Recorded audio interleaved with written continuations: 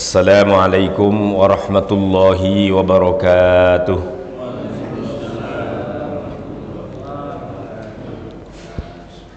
Alhamdulillahi rabbil alamin, wabihi nasta'inu ala umurid dunya waddin, wassalatu wassalamu ala ashrafil anbiya'i wal mursalin, sayyidina Muhammadin wa ala alihi wa ashabihi wa atba'ihi ila yaumiddin. Amma ba'du. Ma'asyiral hadirin wal hadirat, para jamaah sekalian, bil khusus jamaah salat subuh Masjid As-Salam Komplek Perumahan Pondok Melati Indah, yang insyaallah senantiasa diberikan rahmah dan maunah dari Allah Ta'ala, diberikan bimbingan sekaligus istiqamah melanjutkan jalankan kegiatan ta'lim mingguan kita pada setiap Sabtu pagi dalam kajian dan ta'lim untuk tahsin, tadabbur sekaligus tafsir ayat-ayat Al-Quran. Dan kita sampai pada surah Ali Imran ayat 20, 21 sampai 22. Silakan pastikan surah Ali Imran ayat 20, 21 sampai 22. 3 ayat kita akan baca dan insyaallah nanti kita praktekkan bersama-sama. Hadirin jamaah sekalian, seperti biasa saya akan baca terlebih dahulu dan mohon diperhatikan. Kemudian saya baca dan diikuti yang kedua, dan yang ketiga baru nanti praktek masing-masing jamaah. Baik, kita mulai jamaah sekalian.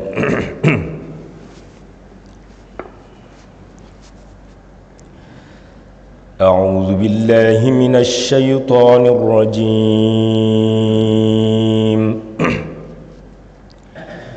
Bismillahirrahmanirrahim.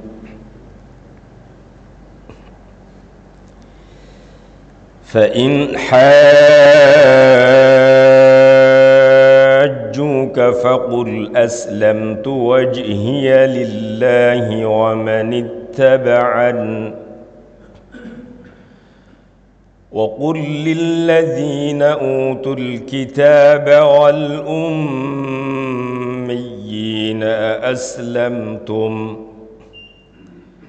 فإن أسلموا فقد اهتدوا وإن تولوا فإنما عليك البلاغ والله بصير بالعباد. إن الذين يكفرون بآيات الله ويقتلون النبيين بغير حق ويقتلون الذين يأمرون بالقسط من الناس فبشرهم بعذاب أليم. أولئك الذين حبطت أعمالهم في الدنيا والآخرة وما لهم من ناصرين.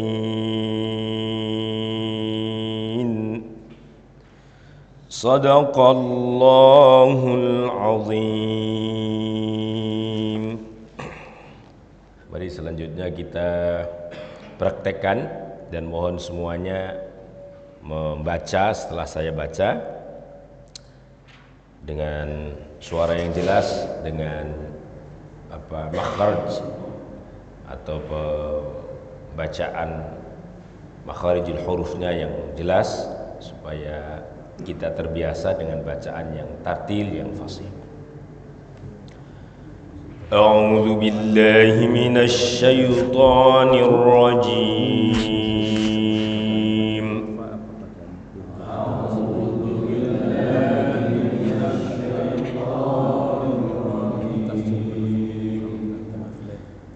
بسم الله الرحمن الرحيم بسم الله الرحمن الرحيم فإن حاجوك فقل أسلمت وجهي لله ومن اتبعني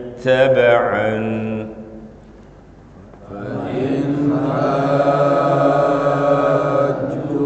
فقل أسلمت وجهي لله ومن اتبعني وقل للذين أوتوا الكتاب والأميين أأسلمتم وقل للذين أوتوا الكتاب والأميين أأسلمتم فإن أسلموا فقد اهتدوا فإن أسلموا فقد اهتدوا وإن تولوا فإنما عليك البلاغ وإن تولوا فإنما عليك البلاغ والله بصير بالعباد والله بصير بالعباد إن الذين يكفرون بآيات الله ويقتلون النبيين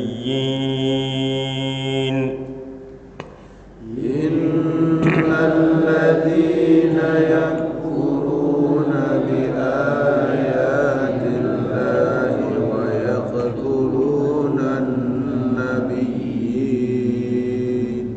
ويقتلون النبيين بغير حق ويقتلون الذين يأمرون بالقسط ويقتلون النبيين بغير حق ويقتلون الذين يأمرون بالقسط ويقتلون الذين يأمرون بالقسط من الناس فبشرهم بعذاب أليم ويقتلون الذين يأمرون بالقسط من الناس فبشرهم بعذاب أليم أولئك الذين حبطت أعمالهم في الدنيا والآخرة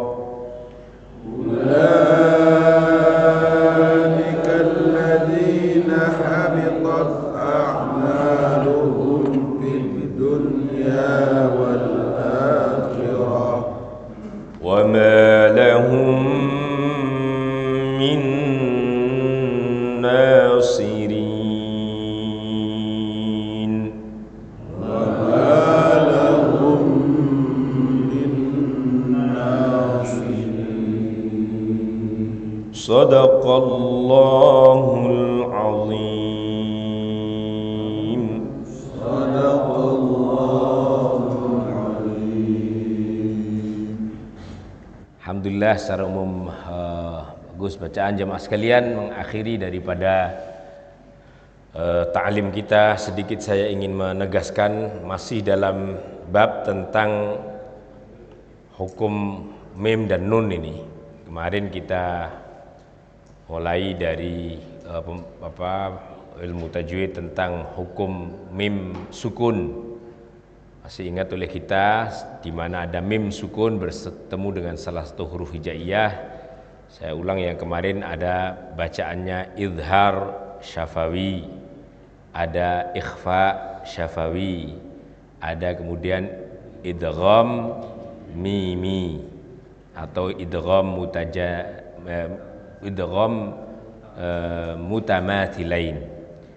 Jadi kemarin sudah kita pelajari bersama-sama.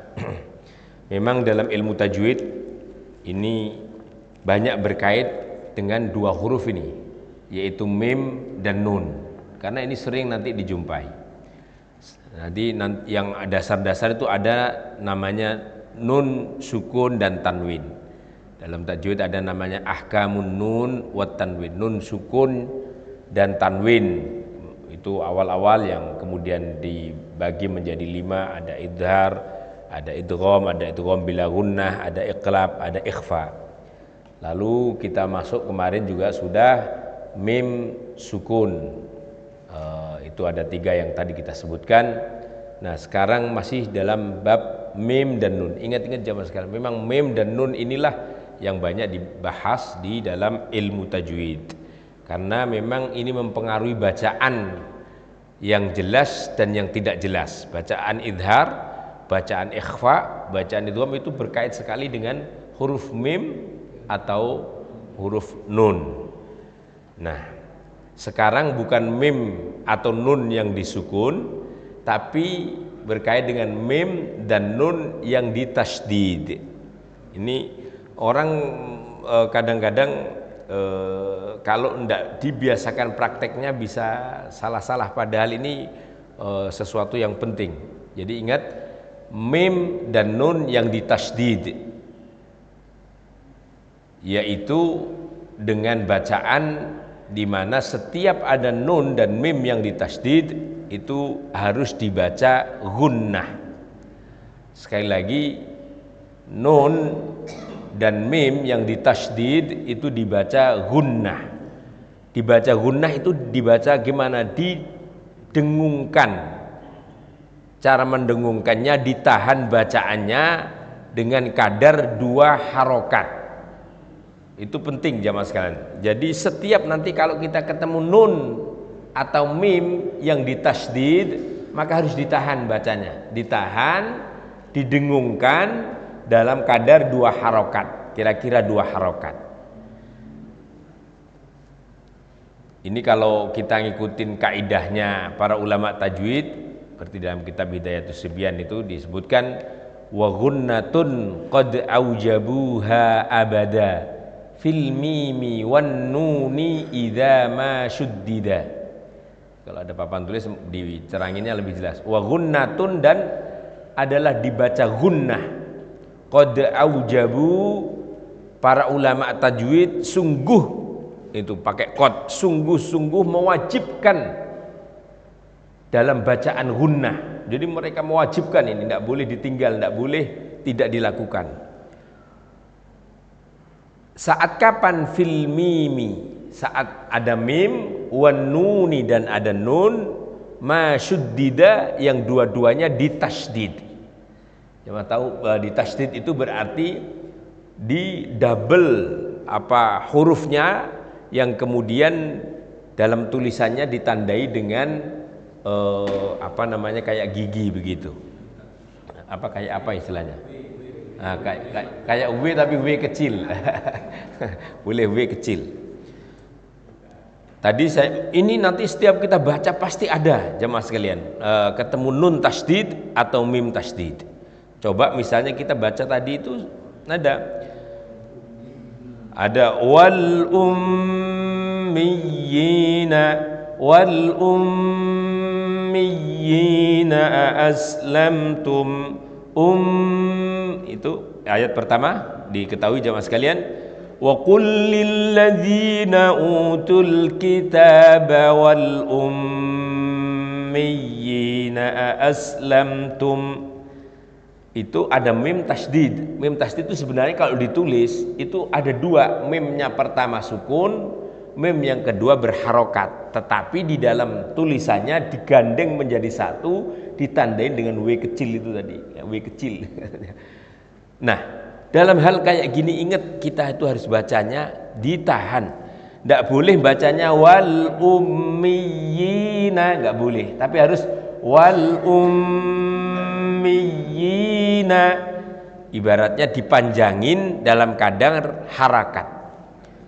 Nah, begitu juga dengan nun, itu ada contoh innalladzina yakfuruna biayatillahi wa yaqtulunan nabiyyin.